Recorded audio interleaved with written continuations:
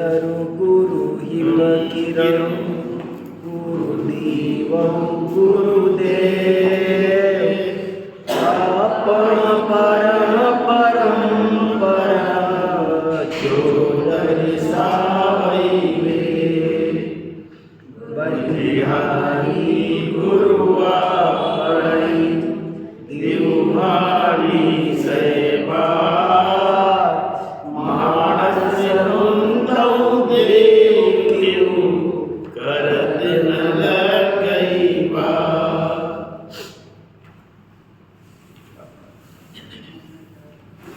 धर्म के क्षेत्र में आकर भी धर्म की प्राप्ति नहीं हुई, उसके पीछे एक बहुत बड़ा कारण ये है कि हमने श्री गुरु की नहीं मानी। हमने श्री गुरु की बात को जितना महत्व देना चाहिए वो नहीं दिया। हम कहते रहते हैं कि बच्चे हमारी नहीं मानते हैं, हम उड़ते हैं, अड़ोसी पड़ोसियों से दोस्तों से कहते हैं, पर जरा विचार करो कि हम भी तो देव शास्त्र गुरु के बच्चे हैं, हम इनकी बातें मानते हैं। श्री गुरु समझा समझा के थक रहे हैं, पर पता नहीं कैसे चिकने खड़े हो रहे हैं, मानते ही नहीं। पता नहीं क्या इरादा है, पूजा करेंगे पर मानेंगे नहीं, उनकी अर्घ चढ़ाएंगे पर उनकी मानेंगे नहीं। गुरुजनों की बात थोड़ी कड़वी होती है, क्योंकि अनादि काल से आज तक जीव को विषय कसाय की रुचि है और श्री गुरु उसी से बचाते हैं, इसलिए वे बुरे लगते हैं। कड़वी होती है हितकारी औषध, लेकिन आजीवन अनंतानंत काल के लिए परम सुख शांति प्रदान करने वाली होती है। गुरु नहीं होने के कारण ही, गुरु की बातों पर ध्यान नहीं देने के कारण ही धर्म का मार्ग पाकर भी ये जीव नहीं पा पाता है, खाली रह जाता है। मंदिर आ जाता है, बड़े बड़े आचरण कर लेता है, बड़ा भारी पंडित शास्त्रों का बन जाता है, पर पता नहीं भाई अंदर में धर्म नहीं उतरता है। भाव बीत जाता है और एक नहीं अनेक भाव ऐसे हम और आप सब बिता के आए हैं कि जब हमको जो करना चाहिए वो नहीं किया। पात्र जीव होता है, वो गुरु के उपदेश को बहुत मन लगा के, जैसे कोई चातक मेघ की बूंद की इंतजार करता है और पीता है, ऐसे कोई भव्य निकट भव्य गुरु की बात को ध्यान से सुनता है, बहुत गहराई से सोचता है और गुरु के उपदेश को ऐसे लेता है मानो आदेश हो। गुरु कितनी भी ताड़ना करे, कैसे भी करके ये मुझे इस भवकीच से निकाल ले। आज मैं प्रवचन सार पढ़ रहा था थोड़ी देर, तो वहां पर आया दो तरह के जीव हैं। एक तो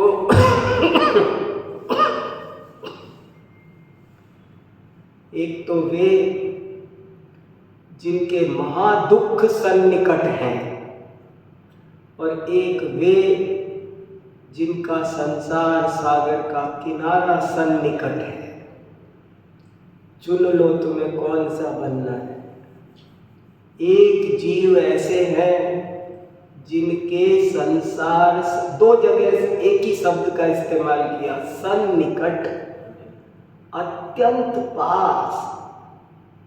जो जीव विषय कसायों में, विषय कसाय शब्द भी पूरा समझना, थोड़ा नहीं, पांचों इंद्रियों के विषय, क्रोध, मान, माया, लोभ आदि सर्व कसाए तो इन सब से में जो रचा पचा है उसके तो महादुख सन्निकट है। और जो जिनवाणी में लगा है, देव शास्त्र गुरु के मार्ग पर, भेद विज्ञान पर लगा है, ये जिनवाणी की बातें, धर्म की बातें जब तक बहुत पावर अंदर से नहीं आए ना तो रुकती नहीं है। विषय चोर चौं फिरत है, लुटेरे लूटने बैठी है दुनिया। आपको हजारों बहाने हैं, आज मौसम है, आज बच्चा है, आज दादा दादी है, आज अपना शरीर है, अपना मूड है, शादी है, कितने चक्कर, भूख है, प्यास है, रिश्तेदारी है, क्या करें, उनसे तो बोलना जरूरी, उनके तो जाना, सब जरूरी लगता है इसको। एक आत्म कल्याण ही जरूरी नहीं है, पता नहीं क्या मुश्किल हो रही है, सब जरूरी है।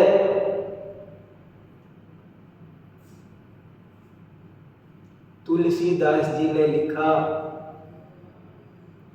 मेरे तो सारे नाते राम से, सबसे कह दिया, अपने कुटुंब कबीले से सबसे, मेरे तो सारे नाते राम से। और साफ साफ लिखा उन्होंने, जाके प्रियन राम वही देही, तजिए ताही कोटि बैरी सम, यद्यपि परम स्नेही। जिसको मेरे राम प्यारे नहीं है, वो कोई भी हो भले, उसे ऐसा समझकर छोड़ दो जैसे कोई एक करोड़ बैरी है। तजिए ताही कोटि बैरी सम। और बहुत उदाहरण दिए उसमें, पिता तजो प्रहलाद विभीषण बंधु भरत महतारी।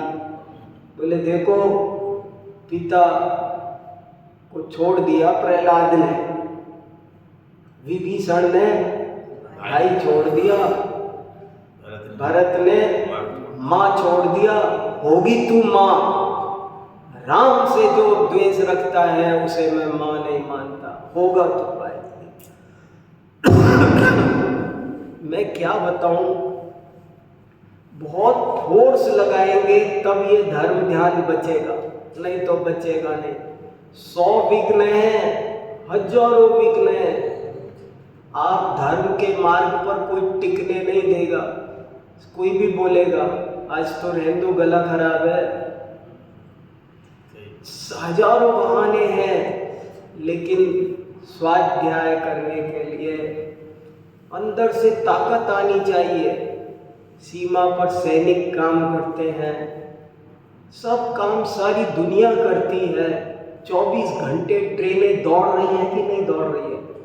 24 घंटे प्लेन दौड़ रहे हैं ना, एयरपोर्ट जा रहे, चल रहे हैं कि नहीं चल रहे?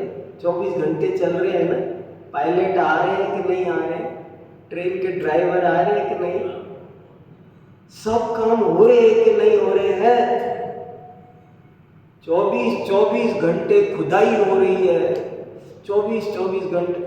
पर धर्म का काम, आत्म कल्याण का मार्ग, इसकी बहुत तीव्र रुचि चाहिए।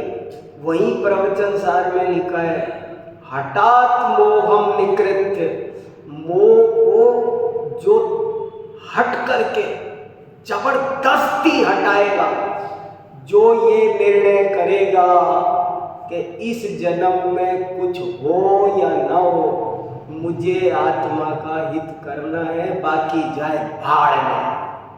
इतना ताकत अंदर से जब आएगा तब आत्महित होगा, वरना तो टाइम पार हो रहा है, काल चक्र, समय का पहिया बहुत तेजी से घूमता है।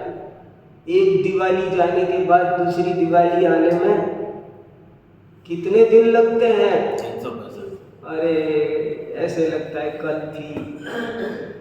ऐसे जाता है समय, ऐसे तेजी से समय जाता है, भाव बीता जा रहा है। जो चक्रवर्ती की संपदा, इंद्र का वैभव से भी ज्यादा जिसका एक दिन कीमती हो, वो मनुष्य भाव बीता जा रहा है। आत्महित की सच्ची रुचि जगा के मुझे तो राग द्वेष से ऊपर उठना है, मुझे तो तत्व ज्ञान करना है, मुझे तो आत्मा को जानना है, ऐसी गहरी भावना होगी तब जाकर के आत्म कल्याण के मार्ग पर टिके रहेंगे।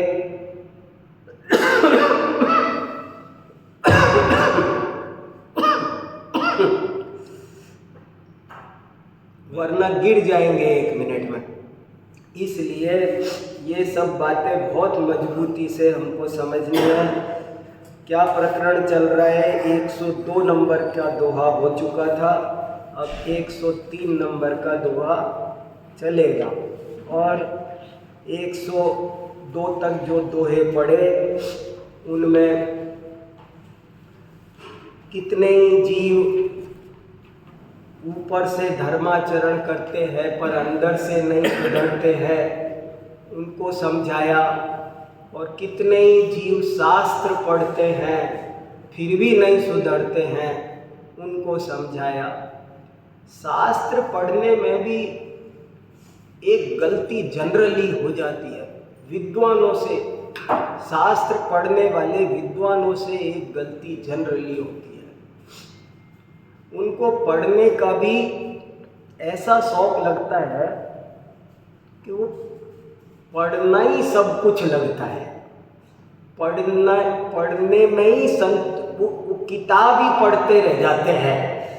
जीवन भर किताबों का ही आपस में टैली करने में जीवन बीत जाता है, इससे इसमें, इससे उसमें, इससे इसमें ही।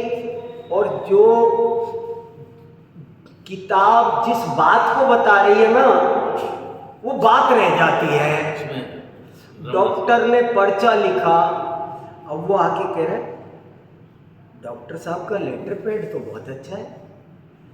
एक बात है, बहुत हाई फाई डॉक्टर है, देखो तो लेटर पैड ऐसी पर्ची कोई बनाता है? कितनी राइटिंग देखो डॉक्टर साहब की, और उसको फाइल में रख के दिया है, कितना अच्छा, देखो क्या क्या लिखा है। वही पढ़े जा रहे हैं, वही। और दवाई हाल के लिए नहीं रहा। एक रविंद्र पंडित जी हुए हैं, यहाँ भिंड के पास एक आमायन जगह है, वहाँ पर मैं उनका भी एक वाक्य कल पढ़ रहा था, बहुत आनंद आ गया मुझे। उन्होंने एक वाक्य लिखा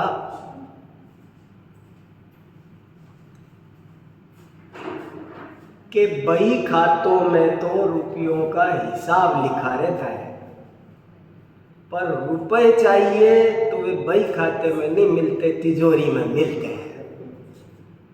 समझ में आया? बहुत अच्छी बात है। बही खातों में रुपए नहीं होते, बही खातों में रुपए नहीं होते। बही खातों में रुपए के अलावा होता क्या है?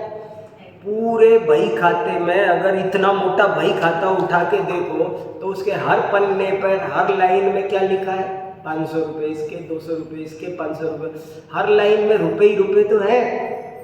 पर यहाँ कहा कि बही खाते में रुपए नहीं होते, रुपयों का हिसाब होता है। रुपए चाहिए तो तिजोरी में हाथ डालना पड़ेगा। ऐसे ही ये गलती भी बहुत हो जाती है कि शास्त्र पढ़ने में ही बस शास्त्र, आज मैं 500 पेज पढ़े बस। मैं ये नहीं कह रहा कि हर ऐसा बोलने वाला गलत होता है, लेकिन पढ़ने के लिए पढ़ना,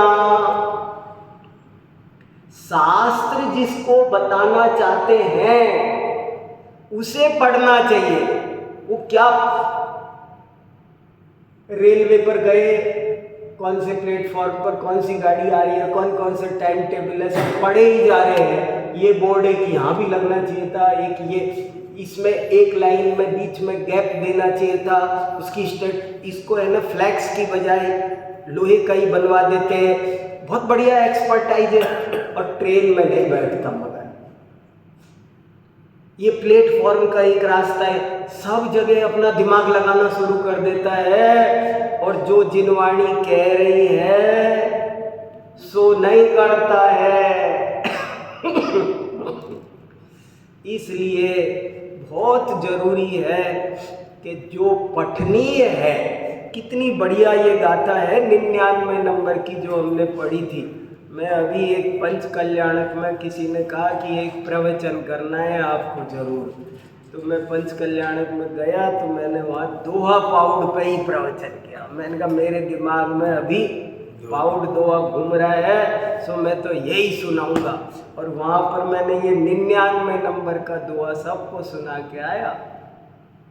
अंतोणत्थि सुईणम कालो तो विवम मधुम देहा तम नवरसिखियम जम जर मरणक्षयम गुणई। शास्त्रों का अंत नहीं है, काल बहुत थोड़ा सा है और हम बहुत अल्प बुद्धि है। देखो कैसे काल तेजी से भागता है। सोचो तो सही, थोड़े दिन पहले तक बड़े बड़े पंडित जी थे, वो सब चले गए ना। किसी को 25 साल हो गए, किसी को 50 साल हो गए, किसी को धीरे धीरे धीरे धीरे समय जाते देर लगती है। क्या बताओ, नहीं कितना समय बीत जाता है। कुंद कुंदाचार्य को गए 2000 वर्ष बीत गए, 2000 वर्ष बीत गए। समय ऐसे बीत जाता है। अगर हमने हमारा काम नहीं किया तो अब अगला दोहा ये बता रहा है फिर क्या होगा। अब अगला दोहा ये बता रहा है कि यदि काम बहुत समझा दिया, ऐसे करो, अंदर से चेंज करो, सब कुछ ऐसे पढ़ो, और अब समझाएंगे 103 नंबर दोहे से यदि हमने अपना काम नहीं किया तो क्या होगा। देखो, तव तण अंग शरीर यहाँ संग परिठ्यु जा, ताह विमरण दपकड़ई दुसहा होई नारायण। के तव माने तेरा, हे जीव सुन, एक बात सुन। यदि तेरी तणुअग, यदि तेरी थोड़ी सी भी आसक्ति, तनु माने थोड़ी सी, शरीर शरीर में, संग माने आसक्ति, यदि शरीर में तेरी थोड़ी सी भी आसक्ति परिठ्य स्थित रह गई, जिसकी भी शरीर आदि में थोड़ी आसक्ति बची रह गई, जीवन भर धर्म ध्यान किया, ऐसा बहुत होता है, क्योंकि वो अच्छा धर्म ध्यान तो किया नहीं होता है, सच्चा तो किया नहीं होता है। तो जब अंतिम समय आता है तो बहुत पीड़ा होती है। ये लिखा कि जिसकी थोड़ी सी भी शरीर आदि परिग्रह में आसक्ति बची रह जाती है, उसे, ताह माने उसको, मरण दवक्कड़ई, मरण रूपी दवक्कड़, दवक्कड़ माने दावाग्नि, दावाग्नि माने जंगल की भयंकर अग्नि, मरण जंगल की भयंकर अग्नि, वो दुस्सहा, वो दुस्सह रहेगी, वो उसको सहन करना बहुत भारी पड़ेगा, तब वो सहन नहीं होगी। दुस्सह होई नराहा। नर माने मनुष्य, जिन मनुष्यों ने शरीर में आसक्ति नहीं छोड़ सकी जीवन में और कुछ भी किया, शरीर के साथ में संग भी लिया। संग शब्द का अर्थ परिग्रह। शरीर आदि परिग्रह में जिसकी आसक्ति बचेगी उसे मरण के समय, अब ये 2 दोहे 3 दोहे मृत्यु की बात करेंगे कि एक दिन वो आने वाला है। देखो ये सब चीजें सोचने की है। जैसे पिछली बार कहा था कि इनको देखकर ऐसा सोचा करो, ये मेरा प्रतिबिंब है, ये मेरी फोटो है, ये मेरी फोटो है। समझने से क्या समझ, ये किसकी फोटो है? वो जो बनारस में पैदा हुए थे, वामा देवी के पुत्र, उनकी फोटो है। अरे ये मेरी फोटो है, ये मेरा प्रतिबिंब है। ये समझने से जिंदगी सुधर जाएगी।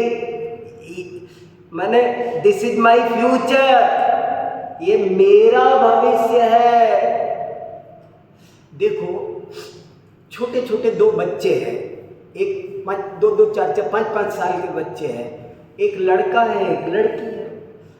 लेकिन वो 4-5 साल के बच्चे धीरे धीरे ये जान जाते हैं, वो लड़की ये जान जाती है मैं इनके जैसी बनने वाली हूँ, ये मेरा भविष्य ऐसा है।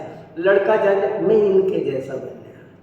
मैं वो 2 अभी वो लड़के लड़की बिल्कुल उसमें कुछ फर्क ऐसा नहीं है अभी, लेकिन उनको वहीं ये समझ में आ गया है कि मेरा फ्यूचर क्या, मैं इन जैसी बनने वाली हूँ। और लड़का जानता मैं इन जैसी नहीं बनने वाला, मैं इनके जैसा माने। और उससे उनको वो सारी बातें जो समझने की होती है कि मेरी शादी होगी तो मुझे जाना है, कि मुझे आना है, कि मुझे लाना है, मुझे क्या करना है, मुझे कमाना है, मुझे क्या भविष्य में कैसे रहना पहनना सब कुछ करना है, ये सारी बातें उनको इतने, वो छोटे छोटे बच्चे हम बड़ों को देख के समझ जाते हैं ना, वो मम्मी पापा वो बच्ची समझ जाए मतलब मेरा भविष्य मम्मी है, और बच्चा समझ जाता है मेरा भविष्य पापा है। घर से समझ जाते हैं छोटे छोटे बच्चे। ऐसे ही यदि हम समझ जाएं कि ये मेरा फ्यूचर है, ये मेरा प्रतिबिंब है। देव दर्शन का मतलब यही लिखा है, समय सार की पहली गाथा की टीका में लिखा है कि पंच परमेष्टि सिद्ध भगवान प्रतिच्छंद स्थानीय हैं, वे हमारे प्रतिबिंब के ये उन पारसनाथ का ही चित्र नहीं है, ये हमारा आपका सबका चित्र है। हर आत्म साधक का भविष्य यही है। ऐसे ही बोले जब तक आप ये नहीं समझोगे, जीवन भर धर्म किया, लेकिन धर्म का पहला काम है स्वपर भेद विज्ञान। ये पहले ही दोहे में क्या लिखा, गुरु कौन है और क्या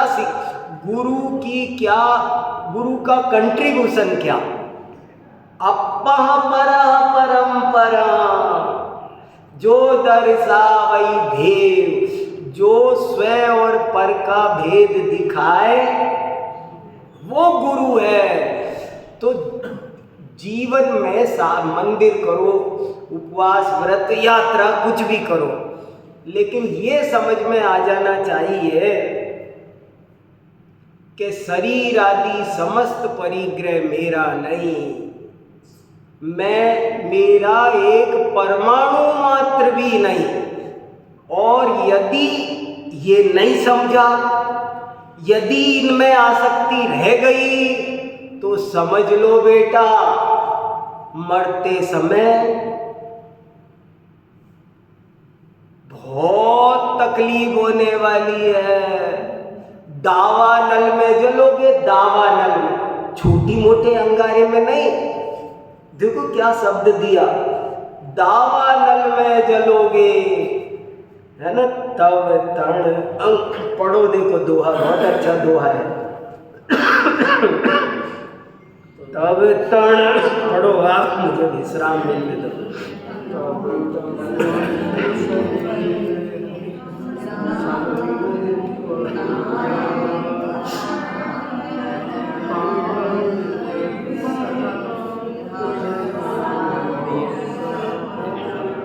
अरे इतने दिन से दोहे पढ़ रहे हैं, ऐसा बढ़िया पढ़ना चाहिए, जबरदस्त।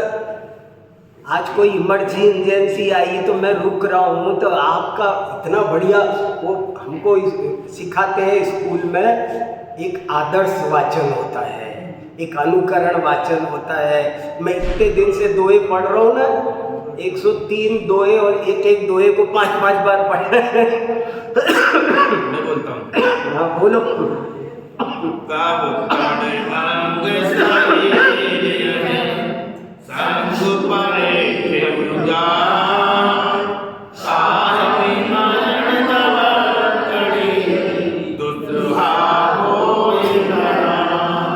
बहुत अच्छा। क्या कहा कि हे भाई, हे जीव सुन, यदि शरीर आदि परिग्रहों में, वस्तुओं में तेरी थोड़ी सी भी आसक्ति रह गई तो मृत्यु के समय तुझे मरण का दावानल जैसा दुख होगा, जो दुस्सह जिसको सहन करना तेरे से भोगे नहीं भोगा जाएगा। एक वाक्य और पढ़ा उनका ही पंडित जी का, कि जैसे किसी चीज में से सार निकाल लो और फिर कोई छिलके ले जाए तो पीड़ा नहीं होती।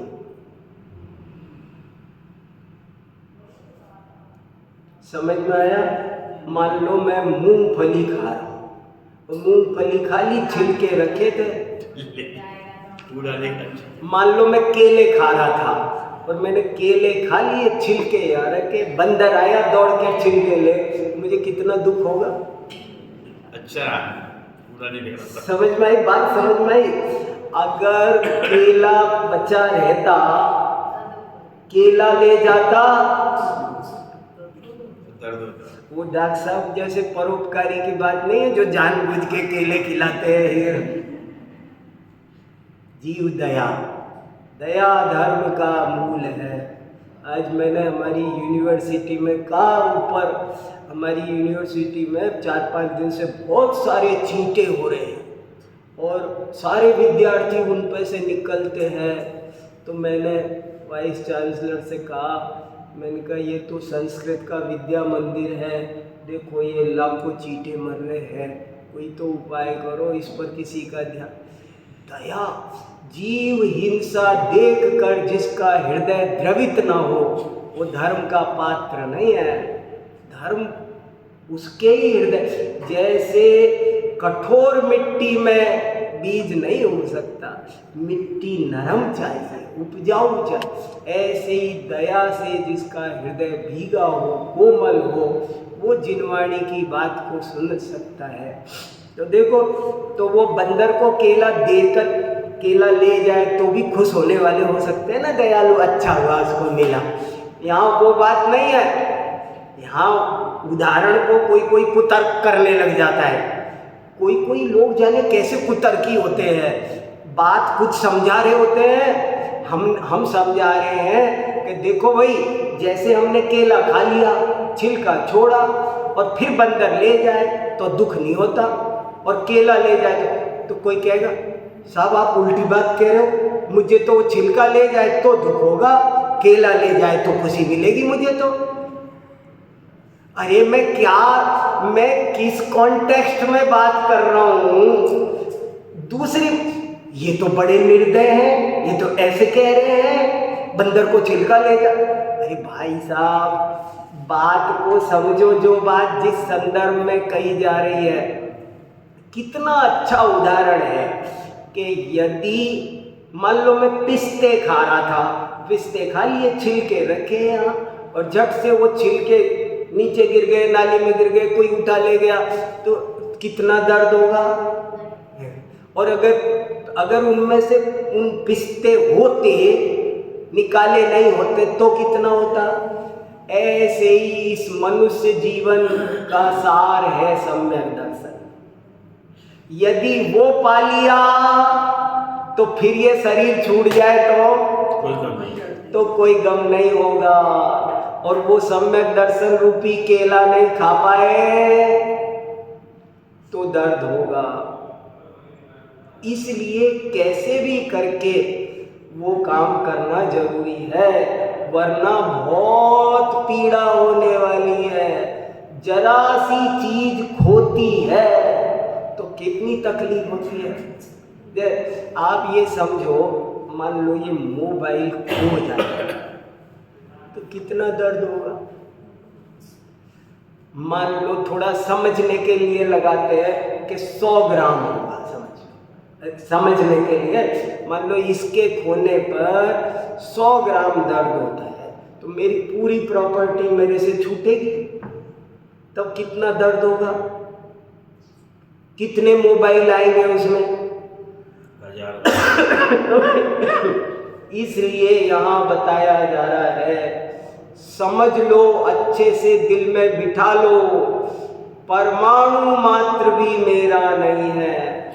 ऊपर बहुत अच्छी गाथा लिखी है समोसरण में, ऐमिको बंसुद्धो, मैं केवल एक ज्ञान दर्शनमय शुद्ध हूँ। बहुत अच्छा कर रहे हो पेंटर, देख के आया मैं। तो मैं एक शुद्ध हूँ, परमाणु मात्र भी मेरा नहीं है। एक परमाणु मात्र भी मेरा नहीं है। ये समझोगे तो मरण जैसे फिर कुछ तक फिर छिलके उठ गए, इसमें क्या है, फिर क्या है इसमें। लेकिन अगर शरीर आदि में आसक्ति रही, मैं अजर अमर अविनाशी ज्ञानानंदमय तत्व हूँ, ना मेरा जन्म हुआ है, ना मेरा मरण होता है। ये शरीर का वियोग होगा सो ट्रांसफर जैसी बात है, बाकी मेरा कुछ नाश होने वाला नहीं है। ऐसा जो समझेगा, यहाँ संयोग उदय प्रमाण मिले हैं, वहाँ संयोग उदय प्रमाण मिलेंगे। हमारा कर्म हमारे साथ चलता है, परेशान किस बात की। नहीं, कई दफे ऐसा जैसे जैसे हमारे योग हैं वैसे वैसे सब होता तो है, फिर क्या चिंता करना। इसलिए जितना उदय है उतना गारंटी से मिलने ही वाला है। क्या क्यों है, तो शरीर आदि में जिसके आसक्ति रही, चक्रवर्ती की संपदा को चक्रवर्ती ऐसे छोड़ देता है जैसे कोई गला हुआ तिनका। लिखा है कि नहीं, जीर्ण तृण इत्यादि, कोड़ 18 घोड़े जोड़े 84 लोग, क्या क्या छोड़ा और कैसे छोड़ा। छोड़ा हो तो छोड़ा, कैसे छोड़ा। जीर्ण तृण संग, ये जीर्ण तृण क्यों लिखा, अकेला तृणवत नहीं लिखा। भूधर दास जी ने एक शब्द जीर्ण लगा दिया, तृणवत लिखा है कई जगह, लेकिन ये वैराग्य भावना किसने लिखी है, भूधर दास जी ने। किसमें लिखी है, पार्स पुराण में। कब लिखी है, 400 साल पहले। कहाँ लिखी है, आगरा में। तो गला हुआ तिनका क्यों लिखा, कि अगर तिनका भी जरा ढंग का हो ना तो और नहीं तो दांत कुरेदने काम आ जाएगा, मगर गला तिनका,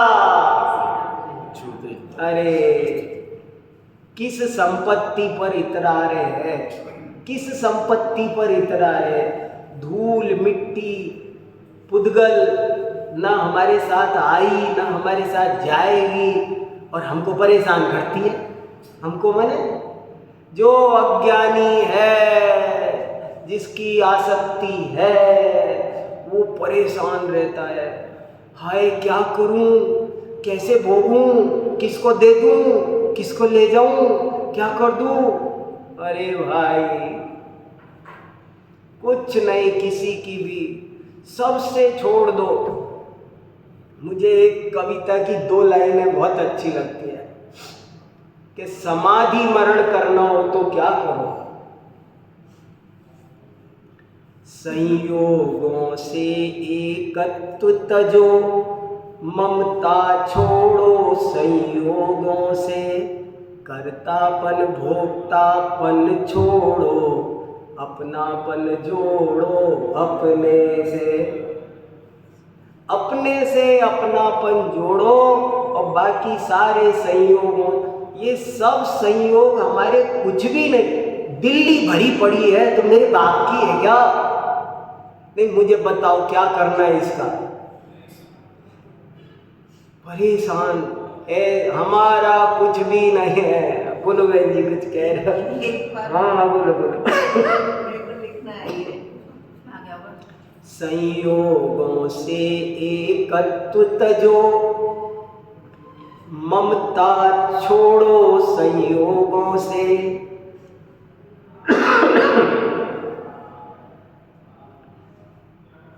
कर्तापन भोक्तापन छोड़ो, अपनापन जोड़ो अपने से। फिर इसके आगे भी 2 लाइन बहुत अच्छी है। सारे संयोग निरर्थक हैं, सारे संयोग निरर्थक हैं, ये सभी बदलने वाले हैं, इनमें है कोई सार नहीं, ये यूं ही जाने वाले हैं। नहीं, मैं सोचूं मेरे पास पैसा ज्यादा हो रहा है, मैं डॉक्टर साहब को दे दूं, डॉक्टर साहब पदम जी को दे दे, पदम जी सुदेश जी को। होना क्या है, इनमें कोई सार नहीं। हाँ सार देखो, सारे संयोग निरर्थक हैं। ये 2 लाइनें समझ में आ जाए ना तो अजीत जी भाई साहब ये भी भागे भागे प्रेम से सुनने आ जाते दौड़ के। सारे संयोग निरर्थक हैं, ये सभी बदलने वाले हैं, इनमें है कोई सार नहीं, ये यूं ही जाने वाले हैं, यूं ही जाने वाले हैं। सेठ छदामी लाल जी का किस्सा सुनाते थे महाराज जी बहुत। इतना पैसा था, दामाद को देवे, वो कितना भी देवे, और 6 महीने बाद देखे तो फिर सड़क पर।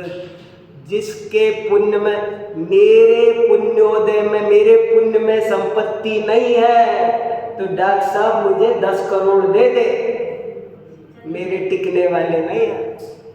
ये मेरे पे दया करके कि पंडित जी प्रवचन करते हैं, अपने सुनाते हैं, आजकल कुछ नहीं, कंगाली भुखमरी, इनको जरा कुछ पैसा दे दो, ये दया करके दे दे, लेकिन मेरे पुण्य में नहीं हो तो नहीं मिल सकती। हाँ कुछ नहीं। पुण्यवान मिट्टी के हाथ लगाए तो सोना बन जाता है, और पुण्यहीन सोने के हाथ लगाए तो मिट्टी बन जाती है। कुछ नहीं, ये सब पाप पुण्य का चक्कर है सारा का सारा। आपके हमारे किए पुरुषार्थों से ज्यादा कुछ होता जाता। लक्ष्मी के आने में, कार्तिकेय अनुप्रेक्षा पढ़ो, लक्ष्मी की प्राप्ति में ना तो व्यापार से लक्ष्मी आती है, न तो छल कपट और मायाचार से लक्ष्मी आती है, लक्ष्मी तो सदाचार से आती है। सदाचार धर्म से, पुण्य से आती है। पुण्यवानों के छप्पर फाड़ के लक्ष्मी बरसती है, न चाहते हुए भी आती है। ऐसा ही स्वरूप है पर ले दे करके रिजल्ट क्या? रिजल्ट 0/0। सारे संयोग निरर्थक हैं, ये सभी बदलने वाले हैं, इनमें है कोई सार नहीं, ये यूं ही जाने वाले हैं। मान लो मेरे पे एक बहुत कीमती 50,000 रुपये का पेन है। अब उस पेन का मैं क्या करूं? मैं सोचता हूँ इस पेन से मैं किसी को प्रसन्न करूं, किसी को दे दूं। मैं कोई आदमी तलाश करता हूँ और मैं उस आदमी को वो पेन दे देता हूँ।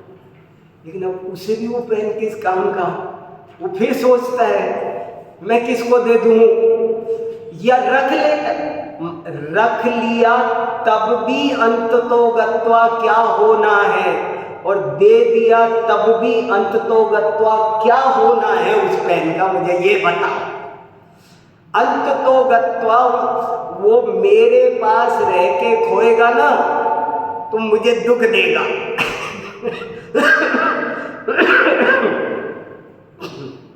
मैं पता नहीं कई दफे अच्छा पेन होता है ना तो जरूर किसी को दे देता हूँ। तो मेरा काम तो 10-20 रुपए के पेन से चल जाएगा, तो ये मुझे परेशान करेगा, ये दे दो किसी को, इसे खुश होने। संयोगों की आसक्ति है वो बहुत पीड़ित करती है। सुखी वो है जो चिपका नहीं है। जो नारियल का गोला नरेटी से चिपका होता है ना, उसको कूट कूट के चक्कू लगा के छिलछाला हो जाते हैं और वो निकलता परेशान करता है। और जो नरेटी छोड़ चुका है हवा से, हवा आ गई हो नारियल में और नरेटी छोड़ चुका हो तो उसे निकालने में कितनी देर लगती है। ऐसे ही शरीर से ममता छोड़ दो। मैं वीर सागर नहीं, मेरी उम्र ये नहीं, मेरी हाइट ये नहीं, मेरा रंग ये नहीं, मेरा नाम ये नहीं। अगर ये समझ लिया तब तो आसानी से निकल जाएगा ये आत्मा रूपी गोला, और नहीं तो कष्ट देगा। इसलिए देखो कितना बढ़िया था कि जिसकी शरीर आदि संग में आसक्ति है उसे मृत्यु रूपी दावाग्नि जलाएगी और फिर बहुत महंगी पड़ेगी, फिर सही नहीं जाएगी। चिल्लाएगा, हाय रे, अरे कोई सुनो तो सही, अरे कोई सुनता नहीं है रे, अरे सुन। इसके भी कई दृष्टांत महाराज जी सुनाया करते थे, मुझे बड़े अच्छे लगते हैं। एक सेठ जी थे, मृत्यु शैया पे पड़े थे, तो बिल्कुल अंतिम समय था। 4 बेटे थे। अरे रमेश कहाँ हैं? बोले जी ये बैठे हैं आपके पास, बैठा है। और वो सुरेश कहाँ है? अरे वो इधर बैठा है। वो दिनेश, अरे जी वो गणेश कहाँ है? अरे तो तुम चारों के चारों यहाँ दुकान पे कौन है? अरे दुकान पे कौन है? तुम चारों के चारों यहाँ बैठे हो। शरीर छूटा जा रहा है और दुकान की चिंता है। और ऐसे कई प्रसंग वो बड़े महाराज जी कोई कभी कभी मनोरंजन में गहरी बातें करते थे। कई बार हमने देखा मनोरंजन करते थे और गहरी बात करते थे। एक दफे बोले ऐसे ही एक सेठ जी थे, बिल्कुल अंतिम समय, बोले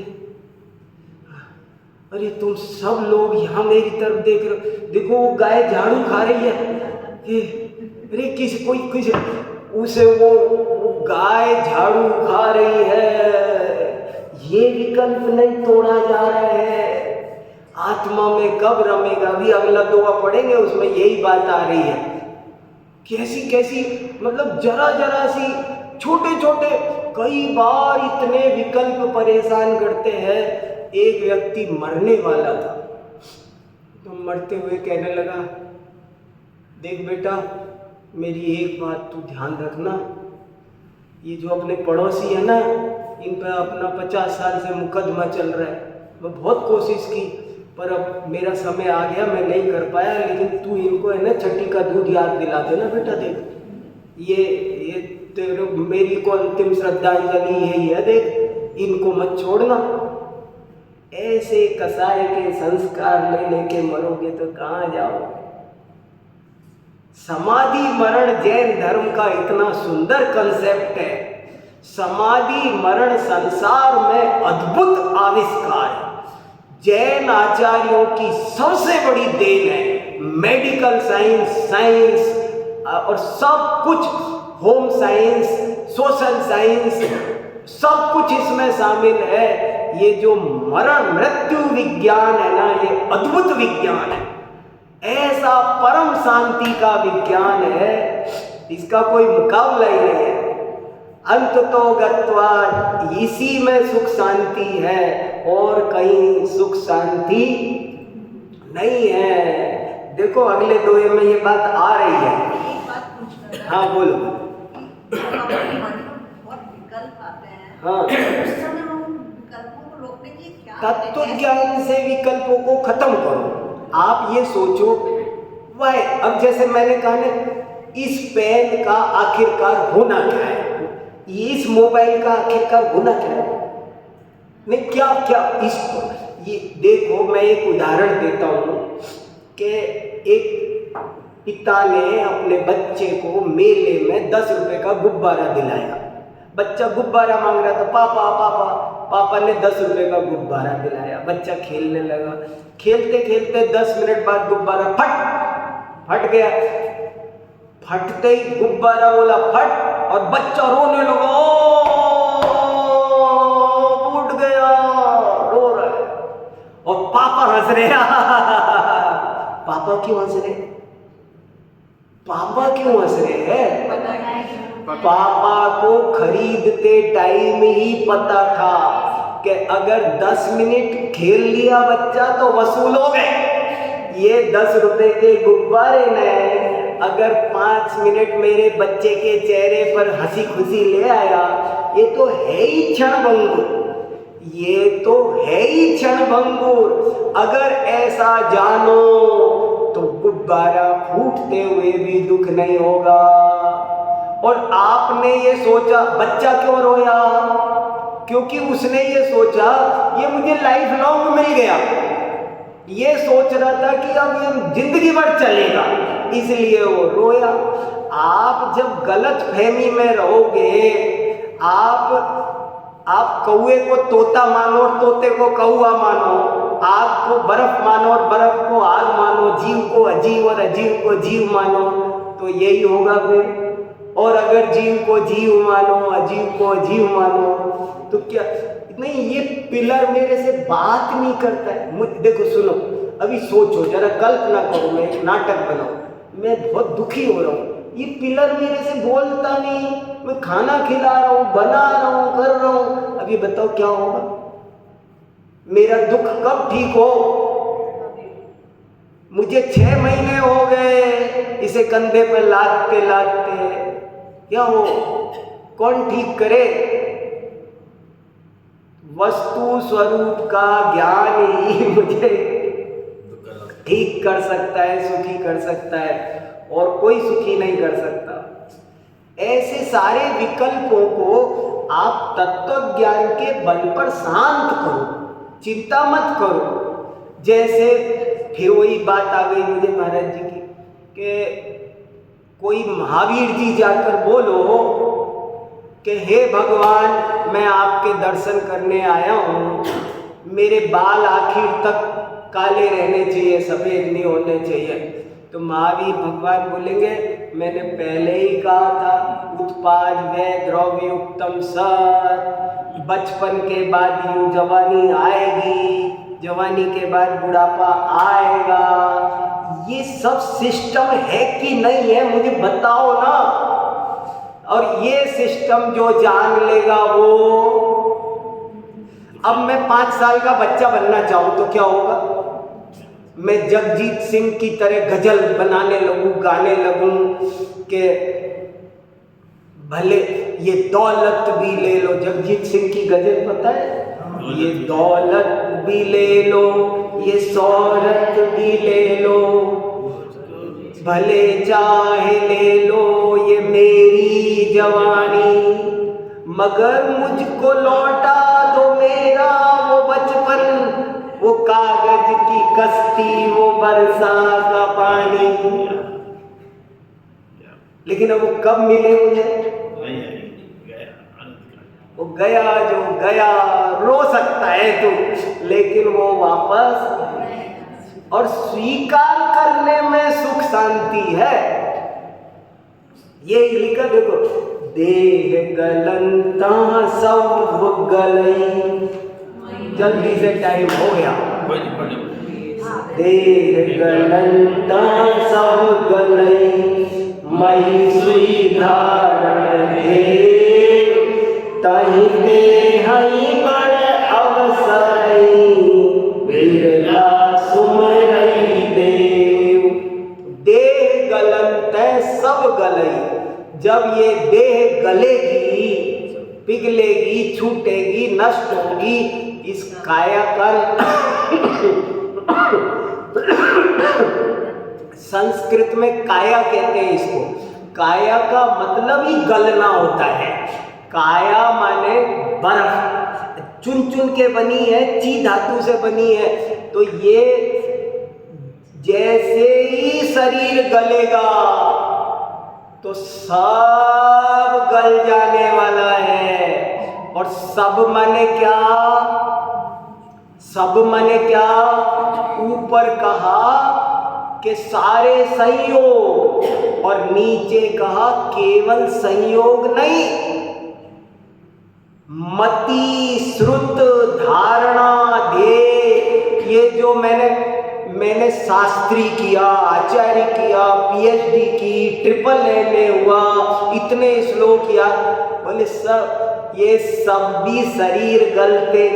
माने वो मुझे मेरे बैंक बैलेंस पे तो भरोसा रखना ही नहीं है, मुझे अपने परिवार पर, बच्चों पर तो करना ही नहीं है। अगर समाधि मरण करना है तो अपनी इस बुद्धि पर भी, ये भी ज्यादा टिकने वाली, शरीर बदलते ही, शरीर के गलते ही सब खत्म हो जाता है।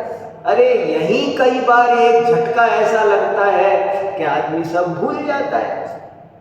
तो यहाँ का देह गलंता सब गलई, मई सुई धारण देव, तहि ते हई बड़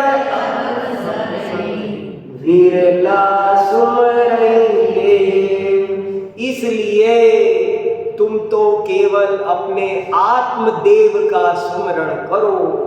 अगर समाधि मरण करना है तो शरीर आदि संयोगों से रंच मात्र भी आसक्ति मत रखो, और उनसे तो रखो ही नहीं। अपनी ज्यादा ये जो चतुराई जीवन भर सीखी है ना, मेरे को ये आता है, वो आता है, फलाना, ये भी सब कुछ बचने वाला। इन पर भी अकड़, मैं बहुत बड़ा पेंटर हूँ, मैं बहुत बड़ा फलाना हूँ, मैं बहुत बड़ा वक्ता हूँ। ये देह के गलते ही वक्तृत्व कला, लेखन कला, चित्रकला, सब जितने सब कितनी बढ़िया। बाह्य संयोग भी छूट जाने वाले हैं, और बाह्य संयोग तो छोड़ो, ये अंतरंग में भी जो परिणति है, अशुद्ध पर्याय हैं, विभाव पर्याय हैं, अल्प पर्याय है, सब राग, कोई किसी का प्रेम भी नहीं बचता है, सब खेल खत्म। फालतू की बातें हैं कि ये अगले जन्म फलाना मिलना जुलना, कोई किसी का कुछ नहीं होता है और कुछ नहीं बचता है सब। इसलिए इन सब से ऊपर उठ के एक जो निर्मल शुद्ध ज्ञानानंद स्वभावी अजर अमर अमूर्तिक शुद्ध चैतन्य तत्व है, उसका सुमिरण करो। इसी का नाम धर्म है।